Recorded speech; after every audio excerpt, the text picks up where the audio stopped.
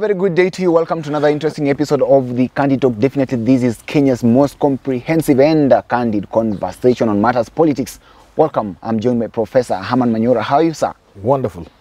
Yes. Again, we found ourselves at this very place under this tree here, still conversing about things taking place in the country. And I can see here you've got a mug. Mine definitely is from CMG Africa. It was there, University of Nairobi Alumni Association. So you're also a proud alumni of the University of Nairobi. Yeah, these cups are nice. This one, China Media Group. Our partners. Okay. Yes. This is China Media Group. Yes. And that is the University of Nairobi, definitely. Alumni, yeah. Alumni at the same time, you're still a staff there. Yes. We must promote them. We must also be proud of our university. Definitely. The only university. UON. Only university in this part of the world. Yes. Okay, here we are. Now, let's still focus on the political happenings in this country, and therefore, let's begin from here. As we saw previously in the demonstrations that were led by the Azimio La Umoja One Kenya coalition, Raila was always at the forefront. And a number of times he found himself on the bad side of the police. His vehicles being shot at live bullets with by those who are there. You talk of police officers, and he came to press, definitely giving out his statement and condemning such kind of acts. And we've had these claims of him being targeted therein. But then, of course, we saw he was at the forefront. And a number of people would say that perhaps his demonstrations, the ones that he took part in, were quite effective. Recently, the latest demonstrations that we had, Raila was nowhere to be seen. And apparently the statement came out that he was actually sick. You told me that such people, you don't use such kind of words. You don't say Raila is sick or Raila is ill. He's indisposed. So Raila is indisposed, but Manyora is sick. Yes. Okay, so the former Prime Minister was indisposed therein, and we did not see any of the other leaders march to the streets. We expected the likes of Kalonzo Musyoka, the likes of Martha Karua, all the way the former governor of Kakamega, Wycliffe Ambetsa Opara, and we expected them to lead these demonstrations. We did not see them therein, and people are saying that Raila's absence in those demonstrations could perhaps responsible for the manner in which some people term them a failure, because on Wednesday we saw there were demonstrations. On Tuesday there were no such kind of demonstrations as previously there were on Monday, but then on Wednesday, and then on Friday there were almost zero, or rather none. What do you think that happened? Or do you think that perhaps Raila's absence in these demonstrations would have led to them? There are a number of explanations. The most obvious one, which everybody seems to think is right, is that Kalonzo and the rest don't have the spine and they cannot replace Raila. And that is what we are asking today. I don't want to think that's the case. It could be change of strategy, for example. Okay. Yeah, it could be change of strategy. Remember, previously they had come up with a strategy where Martha Karua, Kioni, and Munya were Mount Kenya, Oparanya was in Western, and so on. Kalonzo led very successful demonstrations in Ukambani, and Raila was in Nairobi. Now, so that's some thinking, the thinking from some people. But there's also the possibility that Raila was taken ill abruptly, and they got disoriented, all of them. They didn't know what to do. That's another explanation. But there's also yet another explanation. Is it also not possible that they actually perhaps were almost supposed to postpone the demonstrations, as they have done these ones, the next ones, which were supposed to be on Wednesday, which they cancelled? Could it be that there were enough forces influencing Raila, perhaps, and Ruto, and perhaps Raila had softened early enough to allow for these talks? So they are not being fully in it, maybe by design, so that Raila's sickness could have just been a coincidence. That even if he had not been unwell, they may not have forcefully come out. Because the talks were in the offing, mediation. That doesn't look far-fetched considering that Samia Suluhu Hassan was in the country a few days or so later or thereabouts to lead the mediations. So, but Raila could not perhaps come out openly and say, let us cancel them because of what impact that would have. The country had been psyched. And finally, there is yet another one. Could it also not have been a tactic just to let the people do it themselves? One, to show that this thing is not necessarily Raila's or Azimio's. This is about Kenyans demonstrating about taxes. And they can do it without even Raila talking. And the two, if you are looking at it in terms of the success or failure, didn't the government shoot itself in the foot, like I said? Because You say? Raila, all Raila had to do was do nothing. All Raila had to do was Do nothing? do nothing, like they did nothing. And then government itself locks Nairobi as if there's corona. So people are saying only two people can put Nairobi under lockdown, Raila and corona. So here is the government. If they are saying they succeeded, without Raila doing anything, there was complete lockdown of the town. Certainly because of the very physical and obvious physical, you could see demonstrations and police overreaction. Wednesday was completely out of the way. It was a wasted day. Come Thursday, the following day, the demonstrations may not even have been there, and much less or nothing on Friday. But the mood in the country, Nairobi was still a ghost town. Definitely. We live in this town. On Thursday, I drove through town several times. No road congestion? Through the city, not necessarily inside town. It's Friday, I went to town itself. But Thursday, I was around. I moved on the outskirts of Nairobi. Getting closest by going to the University of Nairobi. That's the closest I go to town. But you could see there was nothing going on in Nairobi. The mood, the matatus that pass on the roads here, they were not there on Thursday. On Friday, they were returning kido. So if you are looking at it in terms of failure and success, wouldn't Azimio say, without doing anything, we caused Nairobi to be at standstill? And it cannot be, we cannot take Azimio's words. The people who got the pinch most were the businessmen. What did they say? They quoted figures of the losses, 2.86 something like that billion dollars per day. They are quantifying it, like $3 billion. Businessmen cannot be saying they have lost $3 billion, 3 billion shillings in a day or something like that. And you say the demonstrations were not successful. Then in which country do you live? Yeah. So you're saying that perhaps... all those things could explain why Kalonzo, Mada, and the rest were not visible when Raila was unwell. I want to go with actually the explanation that Raila gave as to his absence in the demonstrations that took place on Wednesday, Thursday, and Friday, definitely, of him being indisposed therein. Now, if at all he was supposed to be there and be leading on the forefront, definitely, we would have assumed that perhaps the demonstrations would have been more effective, especially in Nairobi, than without him being absent therein, or rather, depending on how people see it. So let's galvanize this, and let's actually talk about Kalonzo Musyoka, his now position here, because definitely he's therein with Raila in the Azimio la Umoja One Kenya coalition. Mwangi wa Iria is also there. Martha Karua is also there. The only guy who is now actually, let me say, a little bit edging towards at the end of his political career is Raila Odinga here. These are ambitious leaders who still want to lead this country, and they've got time ahead of them. Kalonzo is not as pretty advanced in age as compared to Raila. Do you then think that perhaps now that he was left on the mantle, Raila being indisposed therein, did he really lead these demonstrations in the right way? Or did he fail in his own part?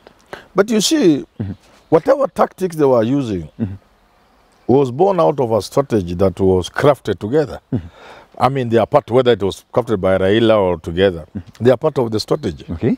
And therefore the tactics, if the deal was about them not appearing, how then would you single out Kalonzo and say he should have appeared? Talk to me about Kalonzo's house arrest claims that were actually therein. I saw those claims on Twitter. I wonder how true they were. But then a number of people came forth and dismissed them and say, no, this person is just a coward. Could it be true that the guy was under house arrest, really? How do I know? I'm not and a that perhaps I don't led work with the police. I've not had a statement from the police, from DCI. Neither have I had one from Kalonzo himself. So I consider those to be just rumors and speculations and rumors. I don't know. Kalonzo has not come out, has he? Has he said he was under house arrest? Yeah, that's the information that we got. Has the DCI said? Has the police said? No. So let's treat those as rumors. Yeah. But, so we treat them as rumors. Yeah, but I believe whatever action, overt or covert,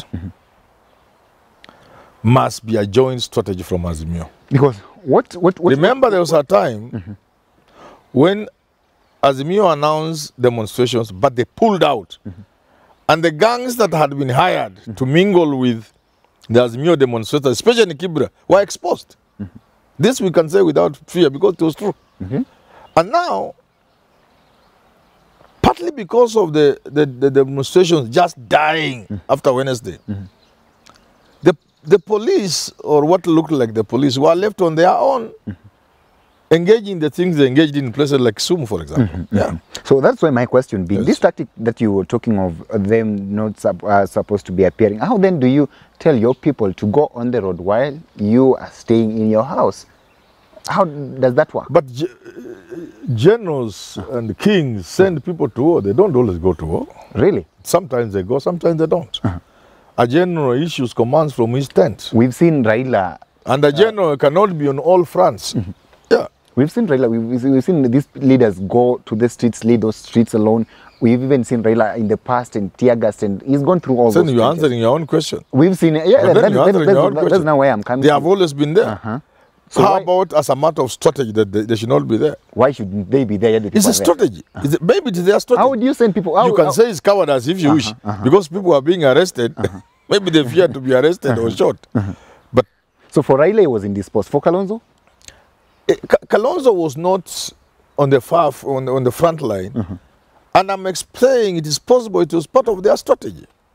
That you send your people to the streets, but you coil down in your house? And you expect them to demonstrate? No, it's not coiling. You could be monitoring. You could be doing other things. Wait. Prof, you don't always have to go. No. You see, an army has various commands. From the commander-in-chief, who declares war between the country and another country, to the chief of the general staff.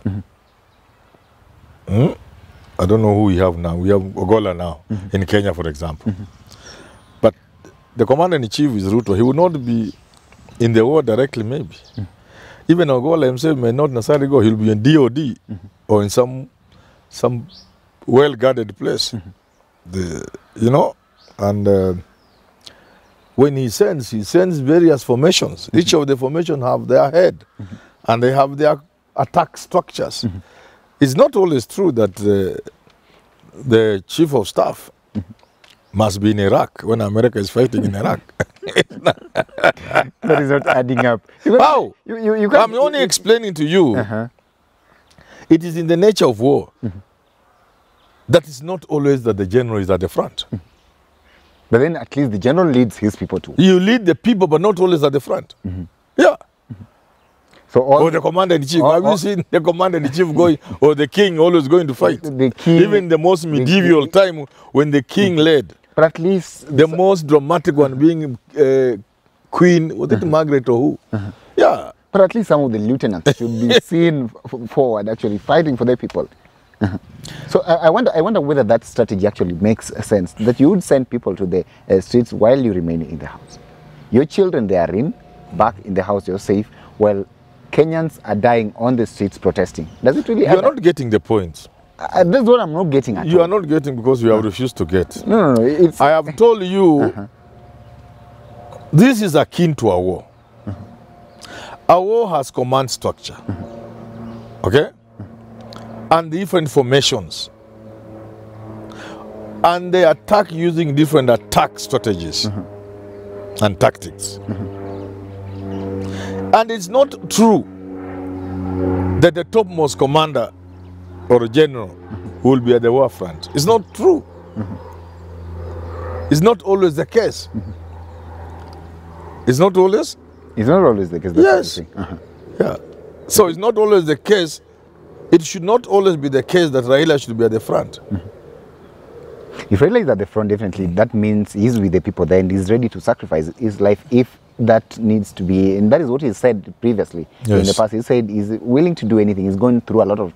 but then after you have, you know, that thinking is self-defeating. Because first you'll claim he has not brought his children. You'll forget that all these people are telling you they are Raila's children. If you say, why can't Raila bring his children? The people demonstrating are telling you they are Raila's children. Which other children are you looking for? We are Raila's children. They will tell you that. Now they have said it, okay? But the next thing you now say, even when he's at the far front, he's in a bulletproof vehicle. Where will you end with that argument? That argument cannot end. You just go back to the nature of a struggle or of war. It is not always the physical presence of the general that wins a war. Well, some people may disagree with you on that. Yeah, they may. The bigger question is this: how effective, in case people get back there, how effective are these demonstrations without Raila's involvement? Does Kalonzo have actually the wherewithal of calling for protests and leading them as effectively as Raila does always, and with what we've seen there? First of all, there's a fallacy there. The assumption is that there will always be demonstrations. And if Raila is not there, Kalonzo will not manage those demonstrations. This assumption is in my thinking, very wanting. Because it's not true that the only way we can achieve what we want is through demonstrations. There must be other ways. And that's why I'm loading Raila and his team for stopping the demonstrations and engaging another gear.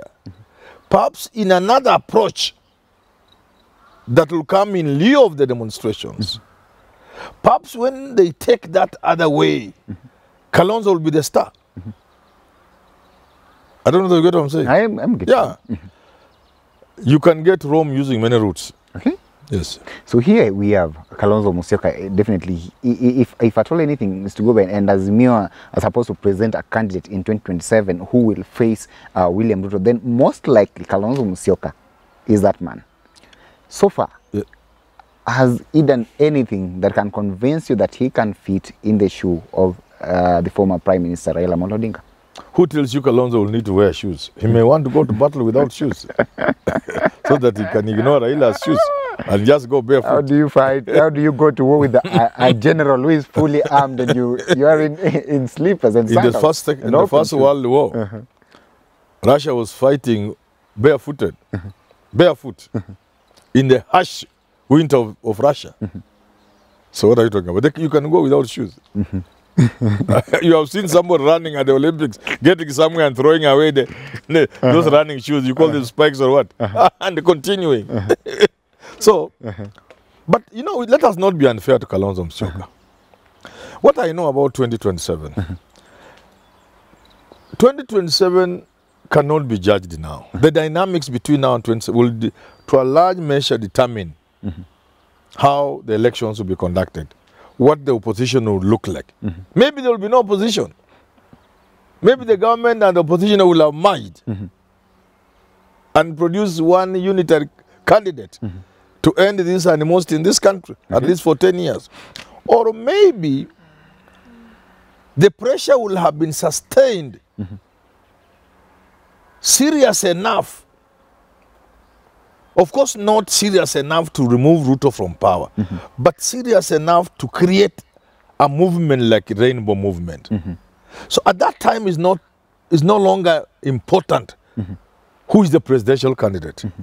It is the leadership. It is a movement akin to 2002. So supposing this Kalonzo Musyoka being proposed as a head of that movement, as a presidential candidate of the rainbow of 2027, he will fare well. Okay. Yeah. It depends on a number of factors.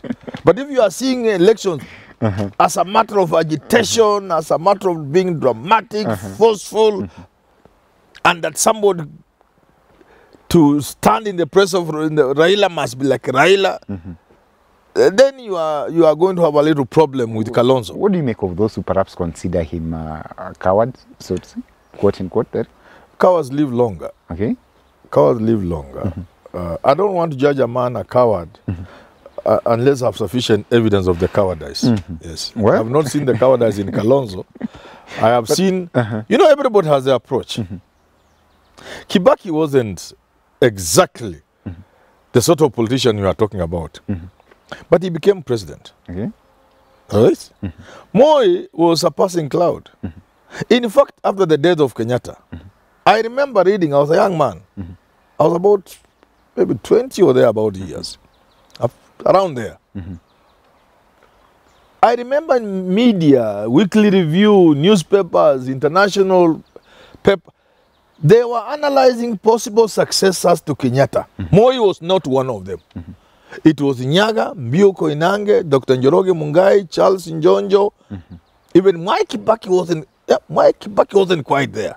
But maybe, I can't remember. Jeremiah Nyaga, those kind of people, and Muliro, who was the uncrowned prince.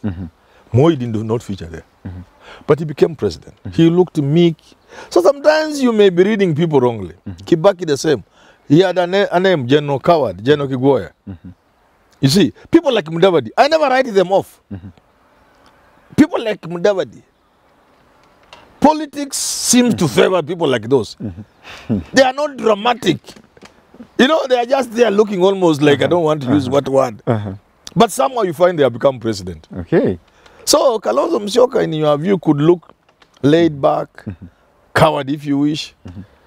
But you could be addressing him as Your Excellency. So those are sentiments that are coming from the people who are saying that he did not actually lead the people in these demonstrations as he was supposed to expected to be doing. I disagree with them. I disagree with them because I believe whatever transpired between Wednesday and Friday was a product of an Azimio thinking. Yeah. And you're saying that he does not actually have to wear Raila's shoes. Yes, no, he doesn't have to. That he can go barefoot or perhaps on open slippers. Yes. To face a fully armed soldier. And I've given an example of Russia in 20 in the year 1918. That is William Ruto. Yeah. The man who against all odds made his way to the presidency. Or Ruto. Look, did Ruto have shoes? Of course, whose shoes? But whose shoes did Ruto fit? This kind of man who managed even to beat the system is the same person whom you want Kalonzo to challenge in 2027. But you see, politics is a very dynamic thing. Very unpredictable. So to say. Who would have thought, let's say 6-7 years ago, even when Uhuru went into power in 2013, who would have thought Ruto would succeed him? Only a few fellows saw that as a possibility. A good number of my friends, we used to talk and they say, being deputy president for 10 years is good enough for us. But he is the president. So politics is not what people may think it is. The people we think, when people are fighting Margaret Thatcher, there was a guy called Helstein. He was a really general fighting Margaret Thatcher. When Thatcher went down, the colorless John Major took over. Okay. Well, let's wait and see whether perhaps Kalonzo will actually fit into Raila's shoe. But as, of course, put here by Prof, it does not require any issue to face Ruto in 2027. Well, ladies and gentlemen, we are still keeping our eyes on the ground, still looking for everything taking place in this country and across the borders. And we'll keep you up to date with that information and, of course, comprehensive analysis of the same. Stay tuned to some of our programs that will be coming up next year. You know very well that Jadiel Kabiru is always here, as well as Richard Mwenja and Mundia Brian on the street. Still, we have this conversation again. Have yourself a lovely day. Such a pleasure to have you on board. My name is Evans Okinyi.